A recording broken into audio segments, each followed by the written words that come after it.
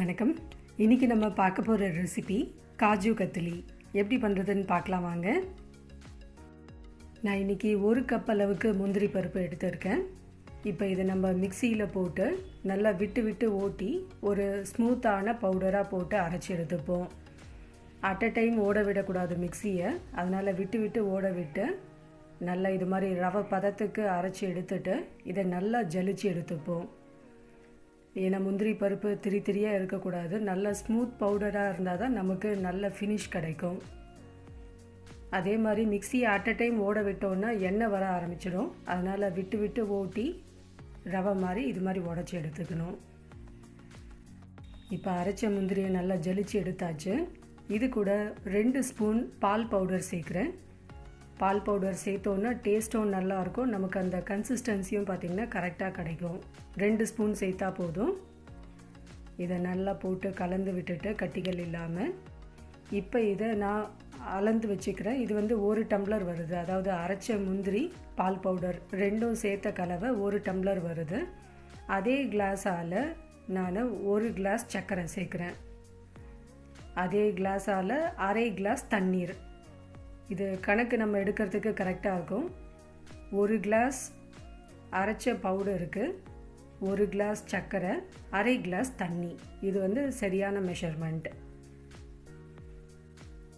எந்த கிளாஸால் நம்ம முந்திரி பருப்போட தூளை அளக்குறோமோ அதே கிளாஸால் சர்க்கரை தண்ணி இது ரெண்டுத்தையுமே அளந்துட்டோன்னா கரெக்டான பதத்துக்கு நமக்கு ஈஸியாக கிடைக்கும். இப்போ இந்த சர்க்கரை நல்லா கொதித்து 2 கம்பி பதத்துக்கு வரணும். இது 2 கம்பி பதத்தை கையில் தொட்டு பார்க்குறது கொஞ்சம் ரிஸ்க்கு தான். அதனால் நம்ம கரண்டியை விட்டு கொஞ்சம் ஹைட்டில் தூக்கி பார்த்தோன்னா முத்தாக விழ ஆரம்பிக்கும். அதுதான் இதுக்கு சரியான பதம். சர்க்கரை பாகு பார்த்திங்கன்னா நல்லா கொதிக்க ஆரம்பிச்சிடுச்சு.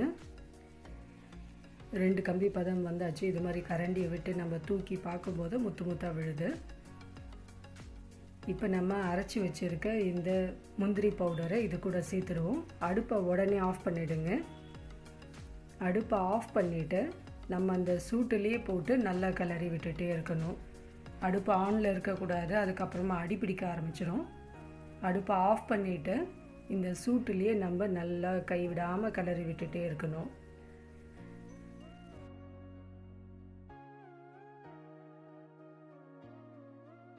இது எப்படியோ ஒரு 2-3 நிமிஷம் அது மாதிரி நம்ம கைவிடாமல் கிளறி விட்டுட்டே இருந்தோன்னா நல்லா வெந்து இது பார்த்திங்கன்னா ஒரு வெண்ணெய் உருண்டை மாதிரி திரண்டு வரும். அடுப்புலேயே தான் இருக்கணும். அடுப்புலேயே வச்சு இது மாதிரி அடுப்பை ஆஃப் பண்ணிவிட்டு அடுப்புலேயே வச்சு நல்லா இது மாதிரி கிளறி விட்டுட்டே இருக்கணும். அந்த சூட்லேயே நல்லா இது மாதிரி சுருண்டு வரும். கலரும் பார்த்திங்கன்னா நமக்கு சரியான கலர் வந்திருக்கு பாருங்கள்.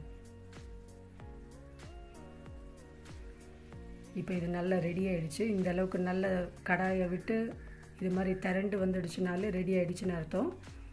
இப்போ ஒரு அலுமினியம் ஃபாயில்லையோ இல்லைன்னா ஒரு பிளாஸ்டிக் கவர்லையோ இல்லை பட்டர் பேப்பர்லேயோ நெய்யை தடவிட்டு நம்ம ரெடி பண்ணியிருக்க இந்த கலவையை போட்டு நல்லா ஈவனான சர்ஃபேஸாக தட்டி விட்டுடுவோம்.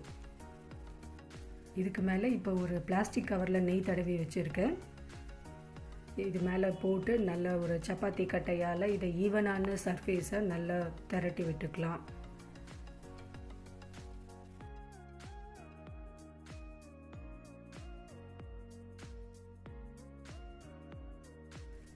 நல்லா எந்த அளவுக்கு மெலிசாக வேணுமோ அந்த அளவுக்கு திரட்டிக்கலாம். இது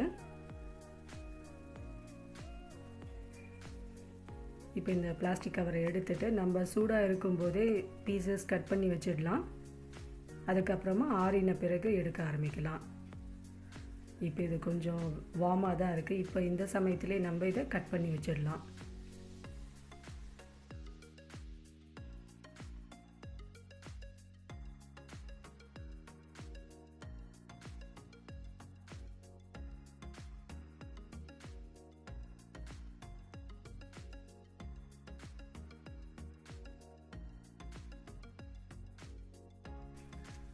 ஒரு 5 நிமிஷம் நல்லா ஆறிடுச்சு. பார்த்திங்கன்னா கெட்டியாக கரெக்டான பதத்துக்கு வந்தாச்சு. ரொம்பவே சுவையான நம்மளோட காஜு கத்திலி ரெடி ஆகிடுச்சு. இது கடையில் வாங்குகிற அதே ஸ்டைலில் இருக்கும், அதே டேஸ்ட்டில் இருக்கும். ஷேப்பும் பார்த்திங்கன்னா நல்லா கரெக்டாக வந்திருக்கு பாருங்கள். இதே மெத்தடில் கண்டிப்பாக நீங்கள் வீட்டில் ட்ரை பண்ணி பாருங்கள். ட்ரை பண்ணி பார்த்துட்டு உங்களோட கமெண்ட்ஸை நம்ம கூட ஷேர் பண்ணுங்கள். இந்த வீடியோ பிடிச்சிருந்ததுன்னா லைக் பண்ணுங்கள். நம்மளோட சேனலை மறக்காமல் சப்ஸ்கிரைப் பண்ணி வச்சுக்கோங்க. தேங்க்யூ.